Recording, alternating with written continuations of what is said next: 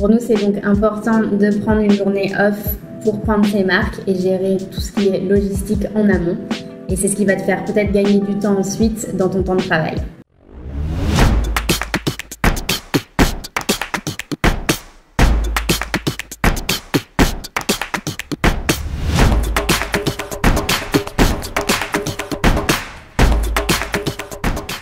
Hello, comme tu peux le voir, on est dans un nouveau décor, un nouvel appartement. En effet, ça fait maintenant une semaine qu'on est arrivé en Malaisie. On a commencé par Kuala Lumpur et puis là on est arrivé sur l'île de Penang.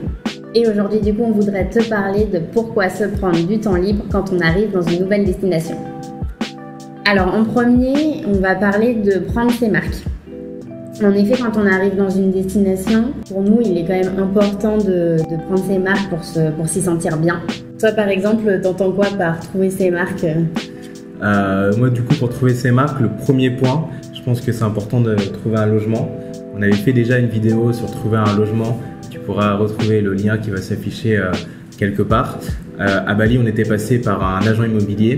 Ici, en Malaisie, vu qu'on a vu que c'était un peu plus compliqué, on a pris un petit peu de l'avance et on a booké un Airbnb en fait, pour un mois alors qu'on était encore à Bali. Donc là, on est actuellement dans notre Airbnb qu'on a pris et on te fera une vidéo aussi sur le coût de la vie, surtout du prix qu'on paye pour un mois de Airbnb à Penang. Oui, la petite visite de l'appartement du coup. Ouais.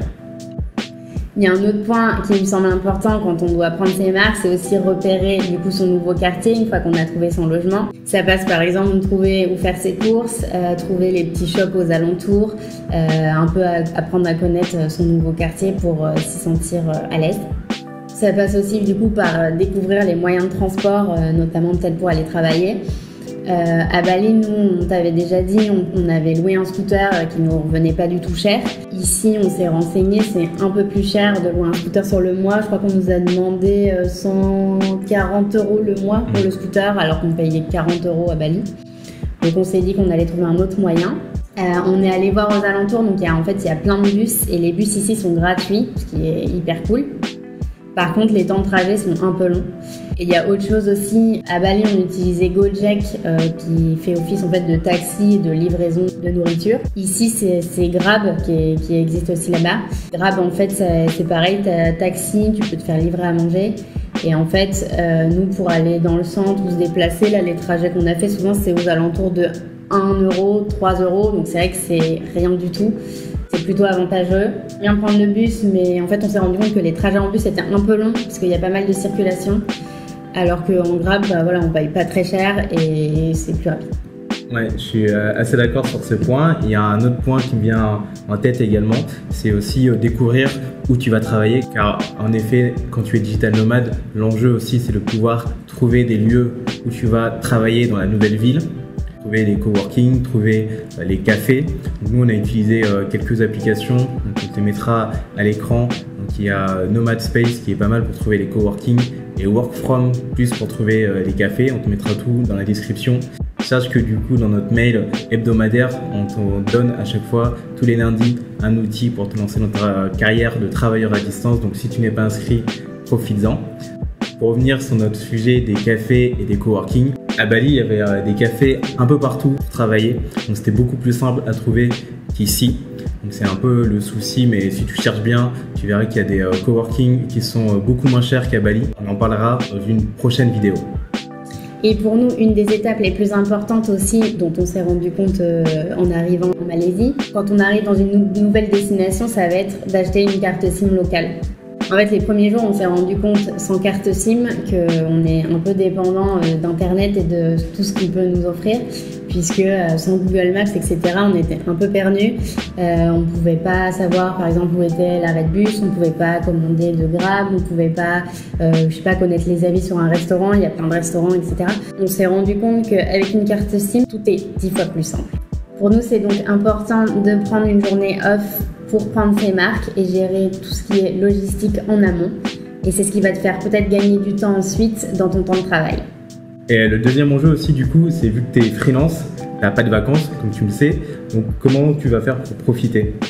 C'est vrai que quand tu es freelance, c'est plus compliqué de prendre des vacances puisque en fait déjà premièrement tu n'es pas rémunéré et deuxièmement c'est hyper compliqué de dire à son client salut je serai pas là toute la semaine prochaine puisqu'il y a personne qui va prendre ta passation. Tu peux très bien être au compte d'une mission donc c'est vrai que c'est plus compliqué qu'en tant que salarié. Après, du coup, nous, on a mis en place une solution que je te laisse expliquer. Ouais. Du coup, si tu nous suis depuis plusieurs semaines, tu sais que nous, on essaye de mettre le plus possible en place la semaine de 4 jours. C'est-à-dire qu'on essaye de travailler lundi, mardi, mercredi, jeudi pour pouvoir ensuite explorer vendredi, samedi, dimanche. Je dis bien on essaye parce que parfois c'est un peu compliqué. Donc, soit on rattrape sur le week-end, soit on prend juste le vendredi après-midi qui est off. Donc l'idée c'est de pouvoir séparer son temps entre travail et temps libre pour que tu puisses visiter la destination où tu te trouves. Donc nous par exemple ce qu'on a fait pour partir en Malaisie, on est parti un dimanche donc pour aller à Kuala Lumpur, comme ça on n'a pas perdu un jour de travail vu que c'est un dimanche et on a pu profiter du coup de Kuala Lumpur pendant 3 jours. Tu te demandes peut-être comment on a pu profiter de ces 3 jours. En fait, l'idée, c'est d'organiser son temps, parfois différemment, en effet, quand on arrive dans une nouvelle destination. Donc, comme disait Ludo, nous, d'habitude, on utilise la semaine de 4 jours. Là, on a travaillé différemment, puisque en fait, on s'est dit, bon, vu qu'on part dimanche, on va travailler le vendredi.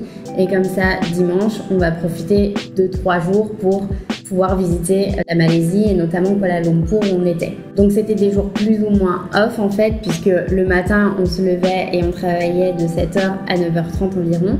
Ensuite on allait visiter et déjeuner et puis on revenait en fin d'après-midi et du coup on pouvait retravailler à partir de 17h par exemple. Du coup oui, comme tu dis, c'est un peu l'avantage d'être freelance, de pouvoir organiser son temps. Donc si vraiment tu penses que c'est impossible de consacrer un jour off complètement, tu peux essayer de te lever plus tôt le matin, travailler le matin et ensuite terminer le soir.